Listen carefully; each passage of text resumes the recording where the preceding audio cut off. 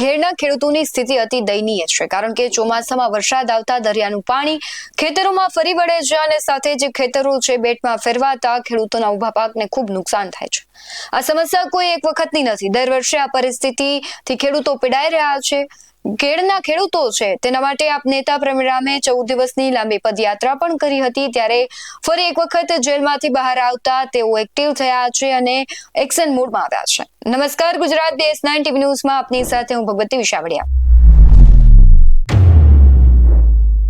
ઘેડના ખેડૂતોના હકની લડાઈ હવે વધુ તેજ બની છે. જેલમાંથી બહાર આવતાની સાથે જ કિસાન નેતા અને આપ અગ્રણી પ્રવીણ રામ ફરી એક વખત સરકાર સામે આક્રમક મૂડમાં જોવા મળ્યા છે. થોડા મહિનાઓ પહેલા પ્રવીણ રામે ઘેડના પ્રશ્નો માટે 14 દિવસની લાંબી પદયાત્રા કરી હતી, જેની અસર રૂપે સરકારે તાજેતરમાં જ ઘેડ વિસ્તાર માટે 1423 કરોડ રૂપિયાની વહીવટી મંજૂરીની જાહેરાત કરી હતી. પરંતુ આ જાહેરાતને પ્રવીણ રામે માત્ર વાહવાહી ગણાવી છે. પ્રવીણ રામે ઘેડની જે કહેવાય છે કે આ જાહેરાત મુદ્દે સાથે જ સરકાર સામે આક્ષેપો કર્યા છે. સમગ્ર મામલે તેમનું નિવેદન આવ્યું છે. શું કહી રહ્યા છે પ્રવીણ રામ, તેના પર નજર કરીએ. નમસ્કાર મિત્રો, જય જવાન જય કિસાન. ઘેડના મુદ્દે મેં કરેલી 14 દિવસની પદયાત્રા બાદ ઘેડના ખેડૂતોના મુદ્દે સરકાર સફાળી જાગી હોય એવું લાગી રહ્યું છે. સરકાર છાસવારે ઘેડના પ્રશ્નોના મુદ્દે વહીવટી મંજૂરી આપ્યાની જાહેરાતો કરે છે. પણ એમાં સમજવાની વાત એ છે કે જ્યારે ઘેડની પદયાત્રા શરૂ થઈ ત્યારે પણ સરકારે ઘેડના કામોને લઈને 1400 કરોડની વહીવટી મંજૂરી આપવાની જાહેરાત કરી અને અત્યારે તાજેતરમાં પણ સરકારે ફરીથી જ એ જ વહીવટી મંજૂરીની વાત કરી અને વાહવાહી કરવાનો પ્રયત્ન કર્યો કે ઘેડના ખેડૂતોના મુદ્દે અમે વહીવટી મંજૂરી સરકારે આપી છે.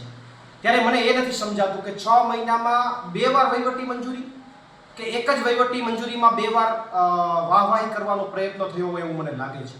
અને એમાં પણ સરકારે વિશેષમાં એવું કીધું કે અમારા ભાજપના ફલાણા ધારાસભ્ય, ઢીકણા ધારાસભ્ય અને એમની રજૂઆતો અને એમની મહેનતના કારણે સરકારે આ પગલું ભર્યું છે.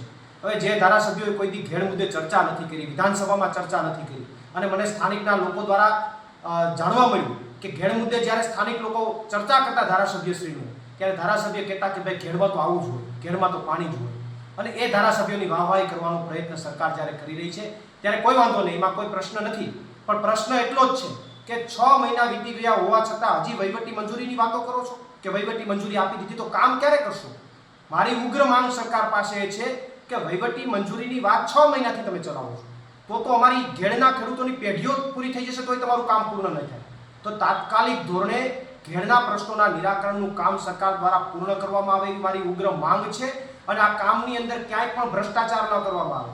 ક્યાંય પણ જો ભ્રષ્ટાચાર થશે તો હું પોતે લાઈવના માધ્યમથી ત્યાં આવીશ અને સરકારને ઉઘાડી પાડીશ. અને મેં જે ભૂતકાળમાં જાહેરાત કરેલી હતી કે હું આખી નદીની અંદર એક યાત્રા કાઢીશ, એ યાત્રાના માધ્યમથી તમારી વચ્ચે જ્યાં કામ થતું હશે ત્યાં ભ્રષ્ટાચાર જો થતો હશે તો એને ખુલ્લા પાડવાનું કામ કરીશ. એટલે હું સરકારને ઉગ્ર માંગ સાથે મારી રજૂઆત કરું છું કે ઘેડના ખેડૂતો માટે તાત્કાલિક ધોરણે જે કંઈ પણ વાત કરો છો વાહવાહી પછી કરજો, પણ જે કામ તમે જે જાહેરાતો કરી છે એનું તાત્કાલિક ધોરણે કામ થવું જોઈએ. અને નદી પહોળી અને ઊંડી કરવાની વાત છે તો જે કામ શરૂ કરવાની વાત છે એ દરિયા કિનારા બાજુથી શરૂ થાય.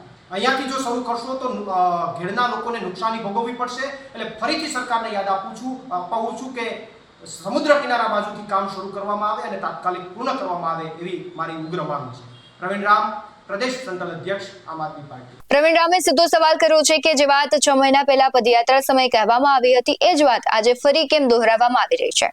સરકાર માત્ર મંજૂરીઓ આપીને સંતોષ માને છે, પણ ગ્રાઉન્ડ પર કોઈ કામ દેખાતું નથી. તેમણે ભાજપના સ્થાનિક ધારાસભ્યો પર નિશાન સાધતા કહ્યું કે જેઓએ ક્યારેય ઘેડનો વાજ નથી ઉઠાવ્યો તેમની વાહવાહી કરવામાં સરકાર વ્યસ્ત છે. પ્રવીણ રામે ચીમકી પણ આપી છે કે જો કામમાં ભ્રષ્ટાચાર જણાશે તો તેઓ લાઈવ વિડીયોના માધ્યમથી સરકારને ખુલ્લી પાડશે અને પોતાની અધૂરી નદીની જે યાત્રા છે તે ફરી શરૂ કરશે. ને હવે જોવાનું એ રહેશે કે સરકાર આ ટીકાઓ બાદ ગ્રાઉન્ડ પર કેટલી ઝડપથી કામ શરૂ કરે છે. ઘેડના જે ખેડૂતો છે તેમના પ્રશ્નનું સોલ્યુશન આવે છે કે કેમ અને જે જાહેરાતો કરવામાં આવી છે એ ખરેખર કેટલી ગ્રાઉન્ડ લેવલ ઉપર કામ કરે છે તેના પર સૌની નજર રહેશે. તમારું શું માનવું છે કમેન્ટમાં જરૂરથી જણાવજો. બાકી આવા જ વધુ અહેવાલો સાથે ફરી મળતા રહીશું. તમે અમારી YouTube ચેનલને સબસ્ક્રાઇબ કરવાનું અને Facebook અને Instagram પર ફોલો કરવાનું ભૂલશો નહીં. બાકી નવી અપડેટ્સ મેળવવા માટે આપ જોતા રહો DS9 TV ન્યૂઝ. નમસ્કાર.